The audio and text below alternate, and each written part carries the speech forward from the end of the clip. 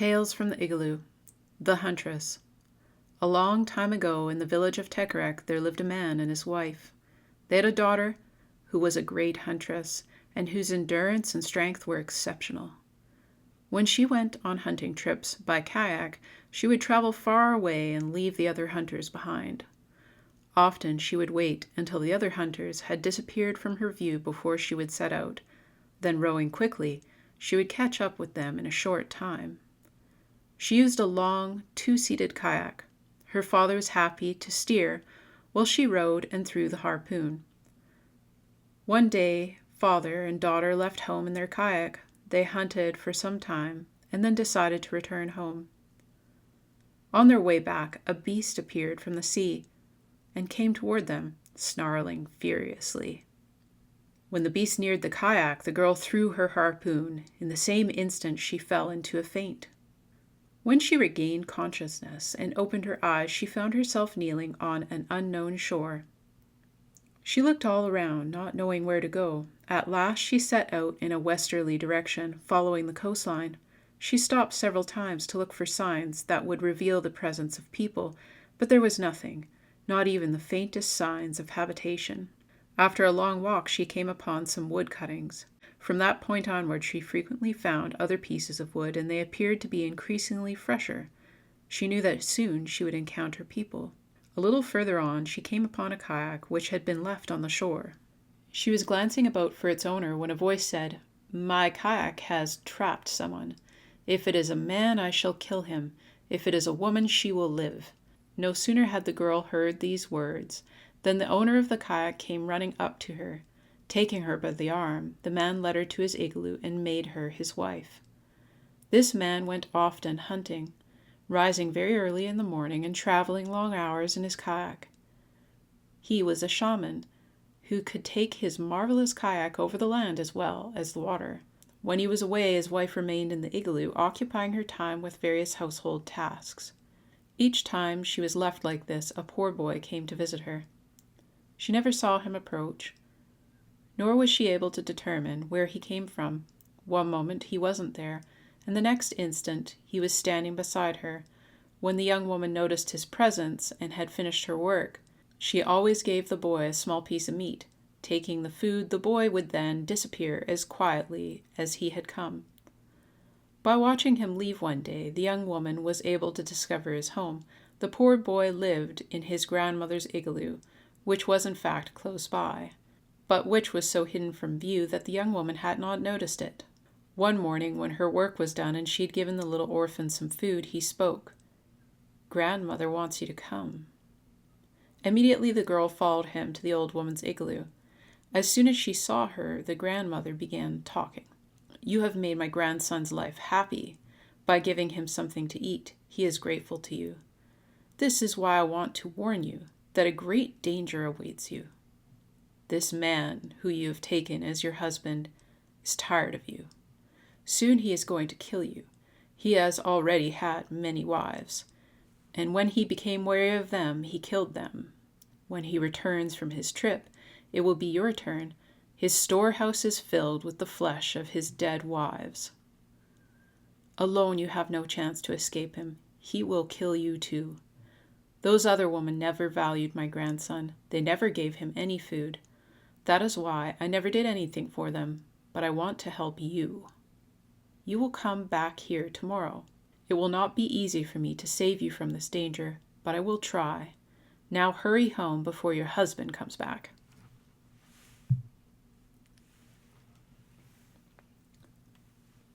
The woman returned home. When her husband came in from the hunting, she noticed that he had changed.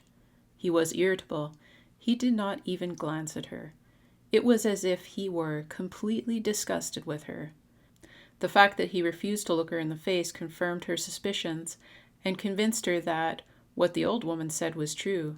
The next morning, when her husband had departed, as soon as her housework was done, she went to the old woman's igloo. The grandmother immediately announced, "He will try to kill you when he returns at dusk. I haven't much which will protect you from him. All I have is a small pail. I know of nothing else that can save you from this danger."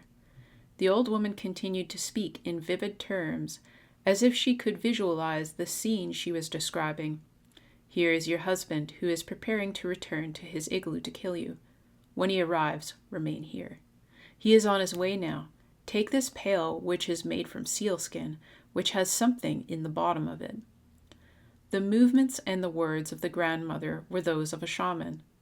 One would have sworn that she was beside the man and imitating everything he did. He is at his igloo. He enters. He looks for you. He thinks you have disappeared. He goes outside. He looks for you around the igloo. He gets into his magic kayak. He comes here. Take this pail in your hand. Saying this, the shaman gave the magic bucket to the girl. Look outside. When the bow of the kayak appears, throw the pail on top of it. Here he comes. In a moment he will appear in the entranceway. There he is.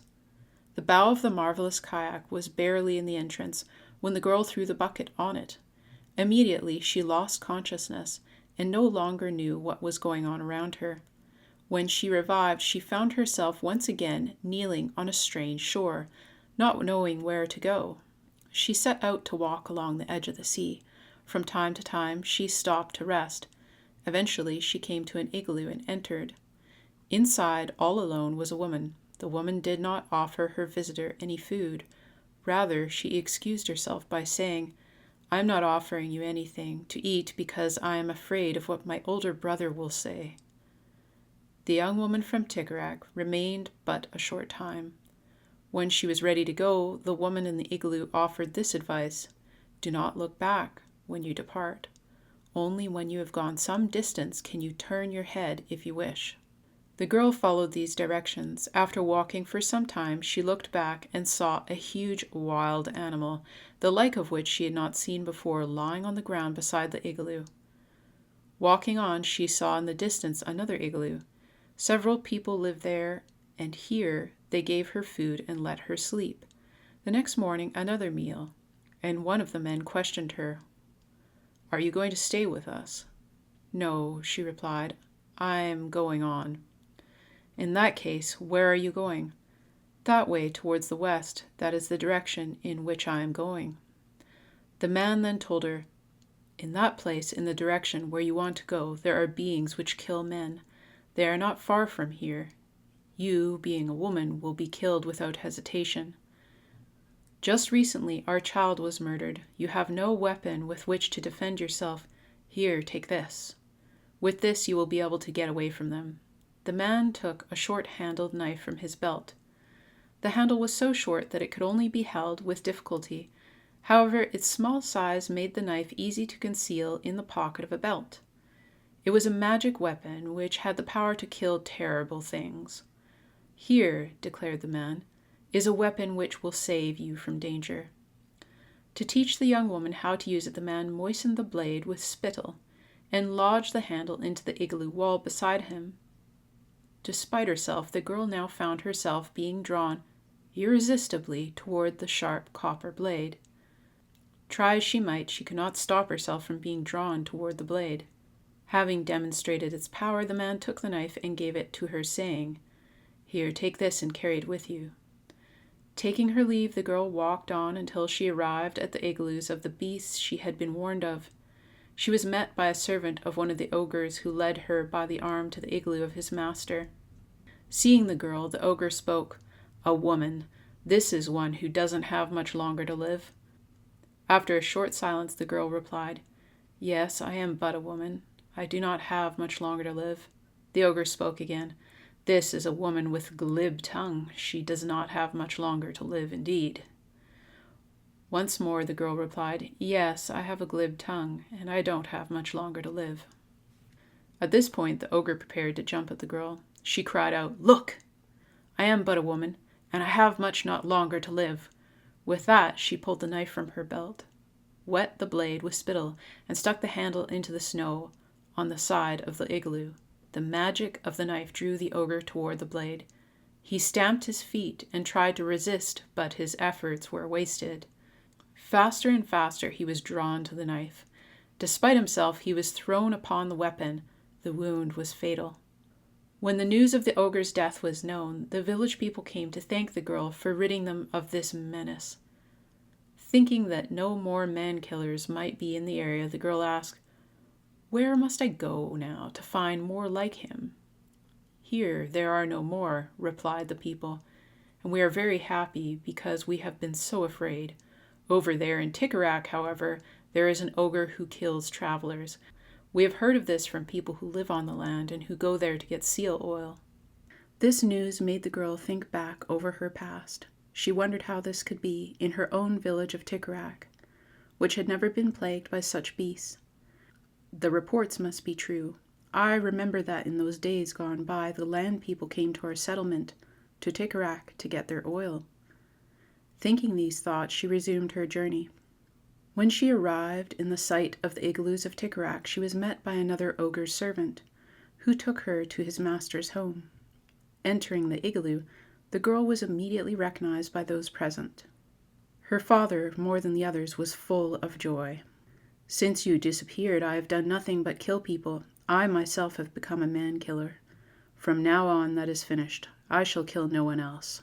The daughter then repeated the adventures that had befallen her. Since the day she had fainted in her father's kayak. When she had finished her story, her father explained what had happened to him and his people. "We were the only ones who ate the meat of the terrible beast that you harpooned that day. There is still some left. We gave no one else any of it. Perhaps it was the meat that made me into an ogre. But with you gone, we had no one to hunt for us.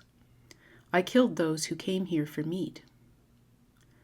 The young woman took out her knife, moistened it, and put it beside her. Her father and the other people in the igloo were drawn to it, and would have been stabbed had not the girl removed it in time. "It was this blade that saved me," she said. "I used it to kill the ogre."